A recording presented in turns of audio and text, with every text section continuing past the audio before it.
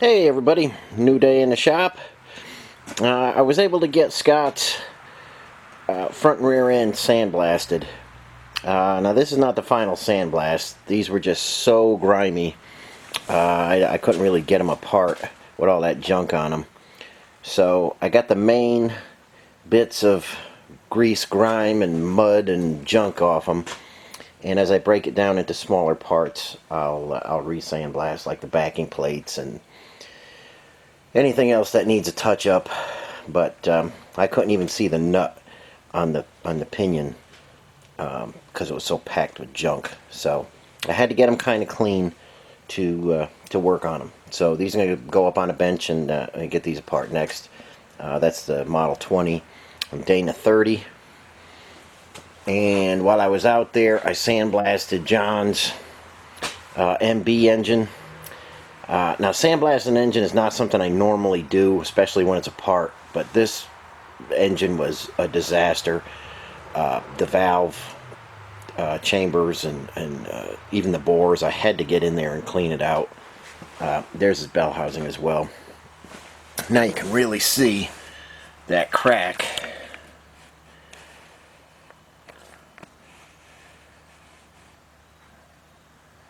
That's a pretty long crack. There's my hand. You can see it's, 3.5 inches long there. But that's common from the crack there. It's not a big deal. So this is clean. And there was so much junk in here. I was knocking it out with a screwdriver and a hammer, just bringing big chunks of dried up oil out of there. I did have to get in there and sandblast. And down in all these, it was so packed with rust and junk. I had to get the sandblast nozzle in there and clean that. So, not the best situation, but it's clean now, and everything will be machined.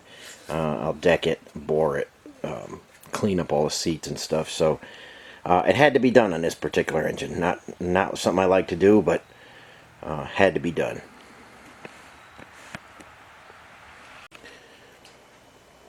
Okay guys, keep them busy. This used to be my sheet metal panel making bench, but like I say, I don't do too much of that anymore. So I got another SM465 here, and this is completely rebuilt now. I've got good videos on how to rebuild one of these guys. If you need to see that, there's I did a pretty good series, pretty in-depth series, how to rebuild one of these. Got a new input shaft, a new bearing retainer. The old stuff was rusty. Upgraded third gear. Reverse sliding gear here.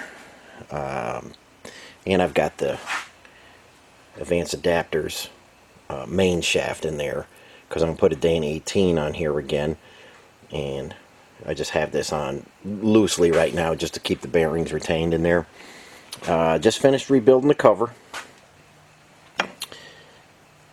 I got all new forks in there. Reverse usually doesn't take a beating, and this one was in very good condition, so I didn't change reverse. New poppet springs, new balls. Here's a shot. See, they put this coating on here. I don't actually know what it is, but when it starts to wear off, it gets noisy, and the gear is supposed to slide on there, and if it doesn't, it's not the end of the world. But since I have a bunch of new old stock forks that I picked up from a dealer a long time ago, so I always put those in. And like I say, this one's not terrible. You can see it's starting to wear, but this stuff will come off, and it won't be as slippery as a surface there for your shifting and stuff. So, cover's rebuilt, transmission's rebuilt, and that's going to go behind that. It's under the cover there. That's going to go behind that Vortec V6. So, just another little something going on around the shop. We were able to get the cows down last weekend, and I can't show any of that stuff on YouTube. They'll take the video down and put a strike against me if I show anybody how to actually be self-sufficient and do their own food harvesting. So I couldn't show you any of that, but I do have them in the cooler, and I'm going to go and just check the temperature in there right now. I'll take you along and show you what we got going in the meat cooler.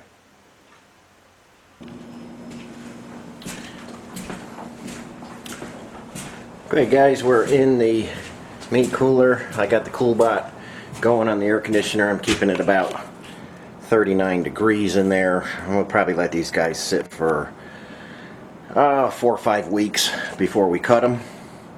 So let me get the door off and I'll show you what we got. Okay guys, we've got about 2,000 pounds of beef in here. Let's check the temperature. Let me squeeze through here. And the temperature just went up a little bit. When I first took the door off, it was, oops, I can't see, but it was 38 degrees in here. And the CoolBot's working perfect. And there's the quarters, the fronts, and the sides were so big we had them on pallets on the floor. But our big girl was live weight was 1750, and that yielded 1,025 pounds of meat. Well, bone and meat, you know what I mean. And the other one was just about 100 pounds lighter than that. So just about 2,000 pounds of hanging beef in there. So let me get the door back on and we'll keep that stuff cold. Okay guys, last weekend I put down both cows at once. I had myself and 3 other guys helping out, and it was a lot of work. It was a full day, sunrise to sunset basically. I probably won't do 2 again at the same time. Like I say, it was just a lot of work.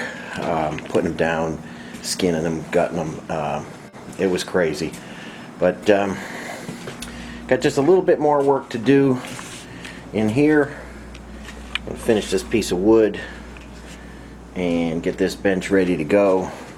Clean the floor, get some stuff out of here. But like I say, we'll be cutting these up sometime in December. And I believe I can show that on YouTube because the animal's already down. So I think I can show you guys that if anybody's interested in seeing that. Got the grinder working. Bandsaw is up and running now. I've got a nice fresh surface on here, and that just glides smoothly. So everything is working out nice. Cooler is doing its job. Super happy with the CoolBot. If anybody's thinking of building a cooler, that CoolBot is the way to go. An air conditioner and a CoolBot is super economical, and you can keep your stuff cold for however long you need to. But like I say, if anybody's interested in any of this stuff, just let me know and I'll show more of it. Okay guys, here we are in the paint booth. I haven't had too much time to get in here this week, but we fit the body to Tom's chassis, and I've got one more repair to make on this body tub, which is the let's see if you can see that. This is the emergency brake thing here. It shouldn't have this bend in it right here. So I got to get that out and put the other one in, the original. And I'm going to give this a quick sandblast, and we'll start laying some epoxy on that guy. I am going to sandblast this green primer off. And there's the one of those guys I got to put in. I don't like that green primer. I'm going to use the original grill. The hood's not in bad shape, and we'll scuff that up and shoot it. Tailgate, same thing over here, is not in too bad a shape. It's not a lot of rust on there. But the fenders, they came through green, so that's got to get changed. Bare metal and then epoxy primer. There's the driver's seat and I think he might have some more seats. I know the fabric is here, but I think there might be some more seats here too. But anyway, this is ready to go as far as sandblasting. This is the next engine I'm going to start up, and I will show you guys this startup as well. Same type of thing. Engine, T90, Dana 18, overdrive, PTO on this one, and gearbox. And everything is lubed up except the engine, so we'll put some brake-in oil in there, and I'll get that one started up next. So got a bunch of them to start. There's another one even after this I have to start, but this is the one that's going to go next. So as soon as I finish with the body, we'll fire this guy up, see how that one goes.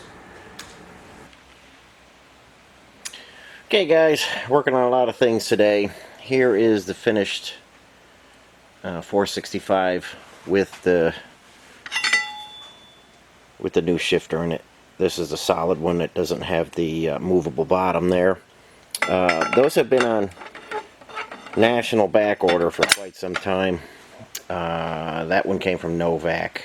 Novak is making those, and they seem to run out of them quite a bit because everybody needs them. But I got that one from them along with the T18 that I'm rebuilding. And last I knew they had those in stock for a while. I know a lot of places are out of them. But they're much better than the original that was designed to move like that. I don't care for this style. Some guys weld them. I don't like to put heat to them because they can break when they're when you're shifting. So don't weld them. Just get a new stick. They're not real expensive. There it is. I was trying to bell housing and a throw out bearing, and I dug an old cast fork out of my pile of stuff. It's just easier to use the cast one than the stamped steel one. I like this one better. So that's finished, and I was able to get a little bit of free time. Here's that Dana 30 that I've been working on, and I know I've been saying I'm going to show a little bit more on that, and a few people are waiting on some things on that, so it's coming soon. But I did get all the brakes together. Sandblasted the backing plates, new wheel cylinders, spring kits, adjuster kits, everything. So these are ready to go, and adjusters are working good. Everything, I put anti-seize on everything when I'm putting stuff together, so that these will always work. Hubs are going on next. I got to clean up the spindles a little bit more and put some U-joints in the axle shafts, but I'll get another Dana 30 video out there shortly. And there's just so much going on. I don't get much time on it. I've got Jonathan's MB transfer case apart. Well, not apart, on a bench, separated from the transmission. There's the T84 transmission. It's rusty in there. There's a lot of grit in the transfer case. It's not looking real good, but I'll get everything apart and see what that looks like in there, get everything rebuilt properly. So like I say, there's a lot going on, and I don't get as much time as I would like to get some projects done. But maybe over the weekend, if things aren't too crazy, I could get another Dana 30 video out there for you. Okay guys, gonna call it quits here today. It's getting kind of late. I just wanted to bring everybody up to date on their projects. We'll get into this T84 hopefully next week. I know a bunch of guys have been wanting to see a T84 done. And we'll dive into that transfer case as well, and emergency brake and all that stuff. But I just want to get everybody up to date, show everybody what's happening, and I'll be back with you next week, and hopefully we'll get the T84 started, the 30 finished up, and we'll start painting Tom's CJ3A we'll get that fired up and then start painting that, and hopefully I'll get the transfer case rebuilt for this guy. And like I say, 465 stuff, I've already done a ton of videos on that, but if you want to see it, just check out some of my older stuff. But hopefully I get the transfer case rebuilt for that, and try and wrap up a bunch of projects and keep things moving around here. So thanks for watching. I'll catch you on the next one.